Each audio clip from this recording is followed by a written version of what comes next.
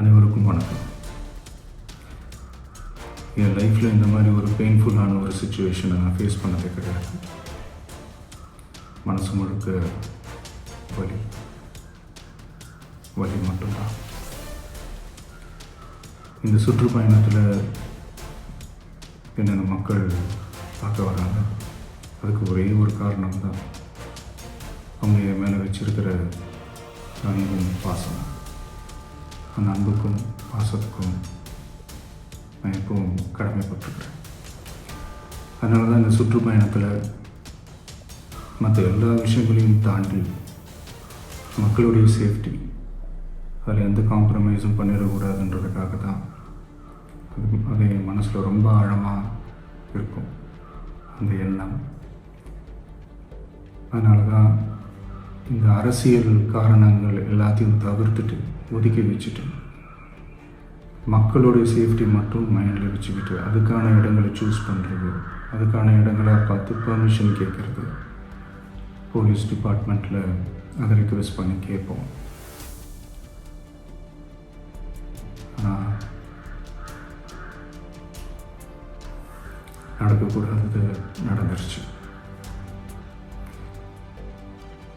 ஆனால் மனுஷன் தானே, அந்த நேரத்தில் அத்தனை பேர் பாதிக்கப்பட்டு இருக்கும்போது எப்படி அந்த ஊரை விட்டுட்டு என்னால் கிளம்பி வர முடியும்?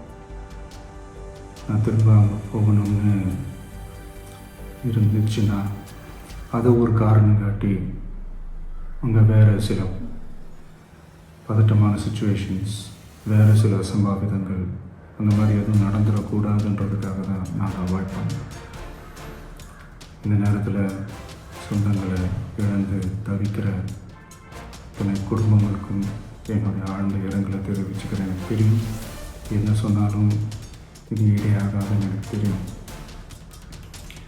ஹாஸ்பிட்டலில் ட்ரீட் பண்ணிகிட்ருக்கிற எல்லாருமே சீக்கிரமாக க்யூர் ஆகி வரணுன்றது இந்த நேரத்தில் நான் நினைக்கிறேன்.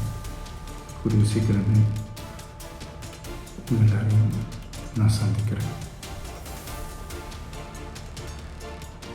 இந்த நேரத்தில் எங்களுடைய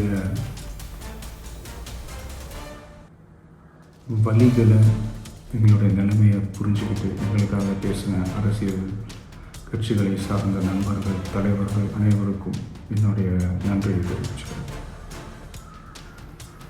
கிட்டத்தட்ட ஒரு 5 மாவட்டத்துக்கு பிரச்சாரத்துக்கு போனோம்.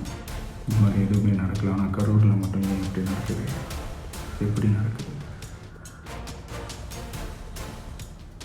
மக்களுக்கு எல்லா உண்மையும் தெரியும். மக்கள் எல்லாத்தையும் பார்த்துக்கிட்டு இருக்கிறாங்க. கரூரை சேர்ந்த அந்த மக்கள் அந்த உண்மையெல்லாம் வெளியில் சொல்லும்போது எனக்கு கடவுளே நேரில் வந்து இறங்கி அந்த உண்மைகள்லாம் சொல்கிற மாதிரி எனக்கு தோணுச்சு. சீக்கிரமே எல்லா உண்மைகளும் வெளியில் வரும்.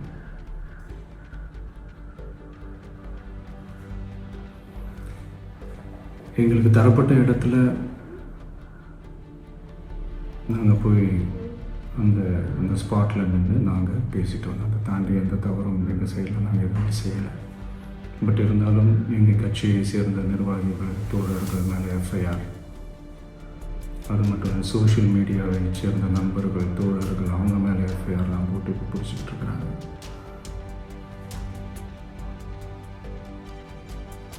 சிஎம் சார்,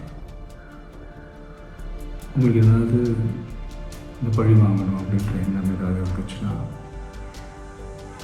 என்ன வேணாலும் பண்ணுங்க. அவங்க மேலே கை வைக்காதீங்க.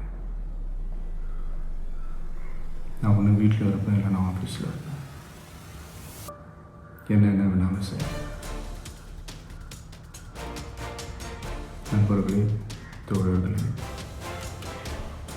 நம்மளோட அரசியல் பயணம் இன்னும் ஸ்ட்ராங்காக, இன்னும் தைரியத்தோட கண்டினியூ ஆகும்.